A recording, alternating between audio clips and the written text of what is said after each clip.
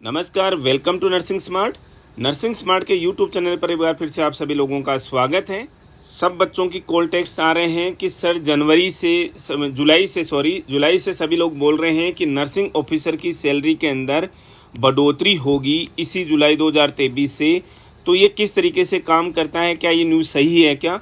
तो इसमें जितने भी वर्किंग हैं या जितने भी एस्पिरेंट्स हैं जिनके रिजल्ट आ गया, रिजल्ट का वेट कर रहे हैं, जो कि आशान्वित हैं, होपफुल हैं कि उनका सिलेक्शन हो जाएगा और इस साल उन्हें ज्वाइनिंग मिलेगी, तो सभी बच्चे इस चीज़ के लिए ईगरली वेट कर रहे हैं कि अगर सैलरी बढ़ती है तो कितनी सैलरी बढ़ेगी बिना ज्वाइन किए, मतलब कि जो बिना इंक्रीमेंट हुए, बिना एनुअल इंक्रीमेंट हुए। बच्चों को ये दिमाग में रहता है कि साल के बाद में, 2 साल के बाद में या प्रोबेशन के बाद में जो नर्सिंग ऑफिसर की सैलरी बढ़ती है, क्या इसके बिना भी सैलरी बढ़ती है क्या? तो इन सभी प्रश्नों का उत्तर हम जो इस सेशन के अंदर करने वाले हैं, हम आपको बता दें कि जो जुलाई 2023 से, यानी कि इस महीने की 1 तारीख से जो आप सैलरी बढ़ने का जो सुन रहे हैं, वो उसमें क्या सच्चाई है।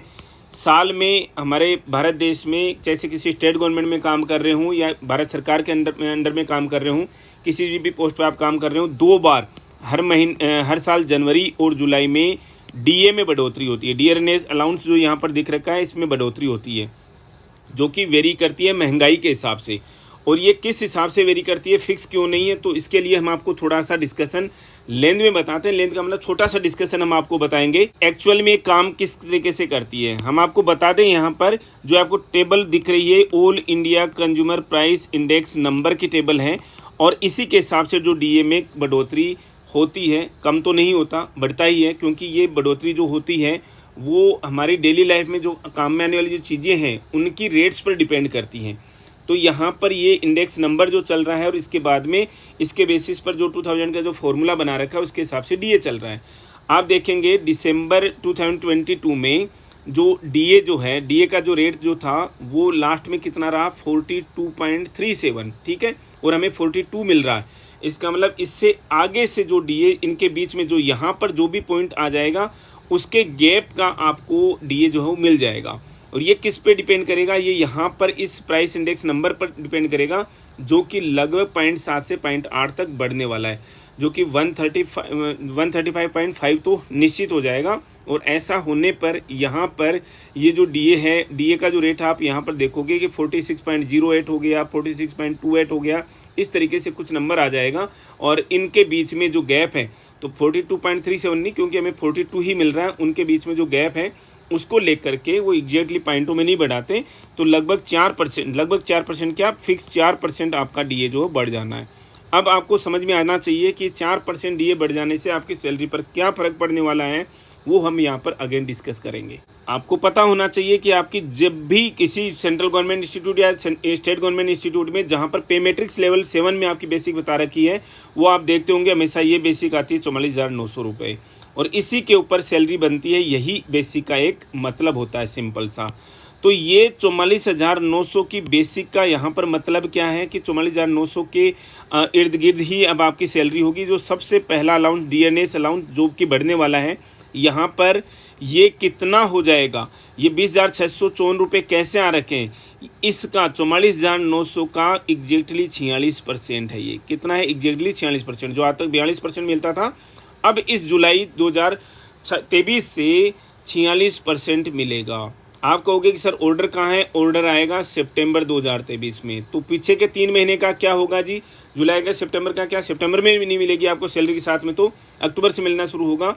जुलाई अगस्त सितंबर में, और कुछ स्टेट गवर्नमेंट्स जो हैं वो डिलेड इसको वो अनाउंस करती हैं, तो वहाँ पर आपको बचे हुए मंथ्स का, जैसे मान लीजिए सेंट्रल गवर्नमेंट, दिल्ली गवर्नमेंट या अदर इंस्टीट्यूट्स में ये 3 मंथ्स का आपको एरियर्स मिल जाना है।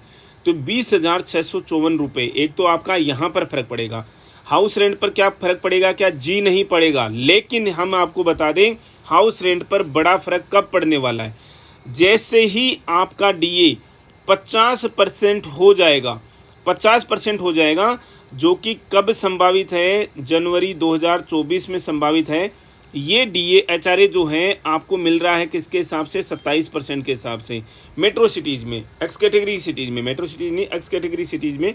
तो ये कितना हो जाएगा, ये जैसे ही डीए 50% हो जाएगा, जो कि जनवरी 2024 में हो ही जाना है, आपका डीए जो है वो 27% से बढ़ करके 30%, सॉरी डीए नहीं, एचआरए जो है वो 30% हो जाएगा। तो एक बड़ा नंबर आपको यहाँ पर देखने को मिलेगा, बड़ा इंक्रीमेंट आपको देखने को मिलने वाला है आपको हाउस रेंट में भी अगले 6 महीने के अंदर अंदर। ट्रांसपोर्ट अलाउंस आपका फिक्स है पे मैट्रिक्स लेवल पर 3600 रुपये, आने जाने का जो कन्वीनियंस अलाउंस है, लेकिन वो उसके ऊपर ट्रैवलिंग अलाउंस के ऊपर आपको जो डीए के बढ़ता रहता है, यानी ये भी बढ़ता रहता है। इसके ऊपर 3600 रुपये का आज की डेट में 46% निकाला जाए तो 1656 रुपये होगा। नर्सिंग अलाउंस आपका 7200 रुपये फिक्स है, ये भी आपका 50% डीए होते ही 25% से बढ़ जाएगा, मतलब कि 7200 का 25% 1800 रुपये होता है क्या भाई? जी होता है, और ये 9000 रुपये हो जाएगा। बड़ा इंक्रीमेंट आने वाला है आपकी सैलरी में जनवरी 2024 से। ड्रेस अलाउंस इतना ही रहेगा, 25% बढ़ाते हैं, हमें ऑर्डर को थोड़ा सा रिव्यू करना पड़ेगा, वी आर नॉट श्योर। और टोटल इंक्रीमेंट जो टोटल जो सैलरी जो आपकी इस महीने से 91,933 रुपये होगी। जो भी ज्वाइन करने वाले हैं या जिन्होंने ज्वाइन कर लिया है तो यहाँ पर बेसिक के हिसाब से थोड़ा सा बदल जाता है, अगर उनका इंक्रीमेंट नहीं लगा तो यही बेसिक रहेगी, और 6 महीने 1 साल हो गया तो इंक्रीमेंट जो है वो बदल जाता है। आपको बेसिक और डीए का कितना 10% जो है वो इन्वेस्ट करना होगा कंट्रीब्यूटरी पेंशन स्कीम में, जो कि 6555 रुपये आता है। सीजीएचएस का कंट्रीब्यूशन है तो 650 रुपये आएगा, और जो ग्रुप इंश्योरेंस है 60 रुपये आपका जा रहा है।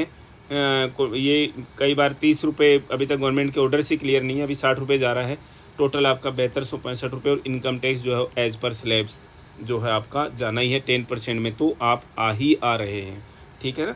लेकिन हालांकि आपकी सेविंग्स पर डिपेंड करता है, इसका मतलब ये नहीं हो गया कि ये आपके 9000 रुपये जो हों इनकम टैक्स में चले जाएंगे। काफ़ी सेक्शंस है जिसके ऊपर हम आने वाले समय में वीडियोज करेंगे, आपको बताएंगे इनकम टैक्स से रिलेटेड कि इनकम टैक्स आपको किस तरीके से फाइल करना है और किस तरीके से आपको टैक्सेशन बचाना है अपना। तो यहाँ पर आपको मिनिमम जो है वो मिनिमम क्या, ये मैक्सिमम जो हो 84,668 रुपये जो सैलरी इन हैंड होगी। हालांकि इसमें से आप 5000 रुपये टैक्स का मान करके ही चलिए। नेट 80,000 सैलरी जो है वो दिल्ली मेट्रो सिटी के अंदर आपकी हो जाने वाली है। तो इस तरीके से आपकी जो सैलरी में लगभग 3 से 3,500 रुपये का जो है वो इंक्रीमेंट आने वाला है इसी महीने से।